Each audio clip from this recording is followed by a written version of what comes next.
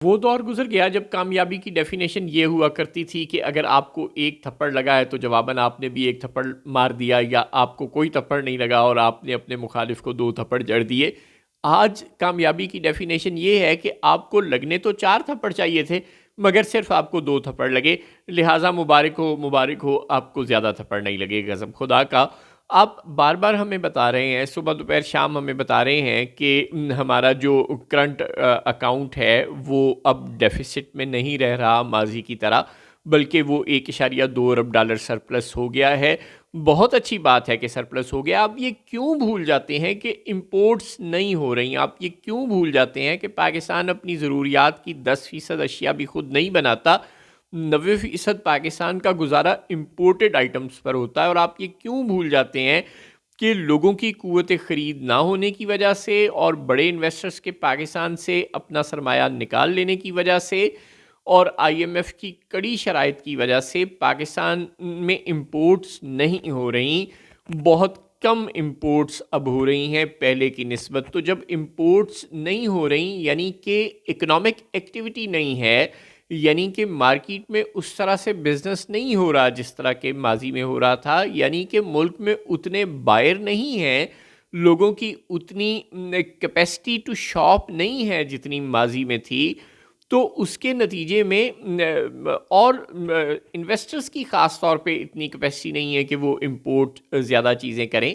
لہٰذا وہ جو چیزیں ہم اپنے ملک میں بناتے ہیں یا جو را میٹیریل ہم امپورٹ کر کے پاکستان میں چیزیں بناتے ہیں، انجینئرڈ گڈز تیار کرتے ہیں، وہ کام تو چل رہا ہے، اور جو فینشڈ آئٹمز ہم امپورٹ کر کے پہلے ملک میں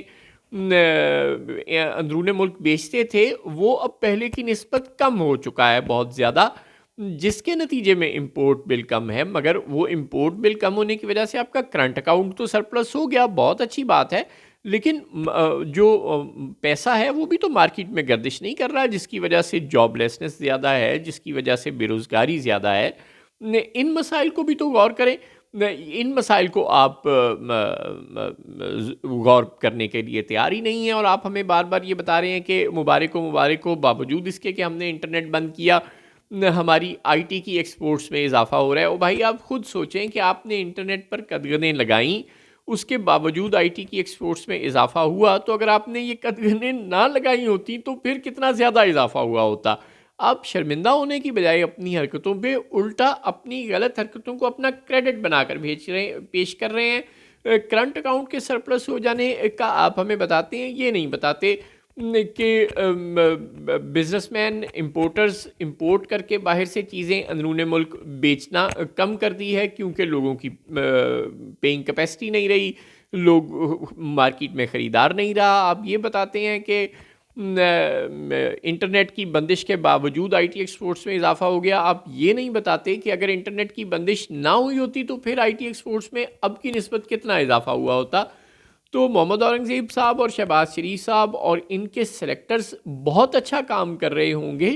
لیکن یقین جانیں کہ ان کے کاموں کا فائدہ انہیں ہی ہو رہا ہے، عوام تک ان کے عظیم اقدامات کا فائدہ نہیں پہنچ رہا۔ ٹرکل ڈاؤن ایفیکٹ اس وقت تک ہمیں اکانومی کی بہتری کا، مبینہ بہتری کا زمین پر نظر نہیں آ رہا۔ زمین پر تو یہی نظر آ رہا ہے کہ 650 کی مرغی 900 روپے سے زائد فی کلو کے حساب سے بک رہی ہے۔ زمین پر یہی نظر آ رہا ہے کہ ادویات کی قیمتوں میں ہوش ربا اضافہ ہو گیا ہے۔ زمین پر یہی نظر آ رہا ہے کہ الیکٹرانکس آئٹم کی چیزوں میں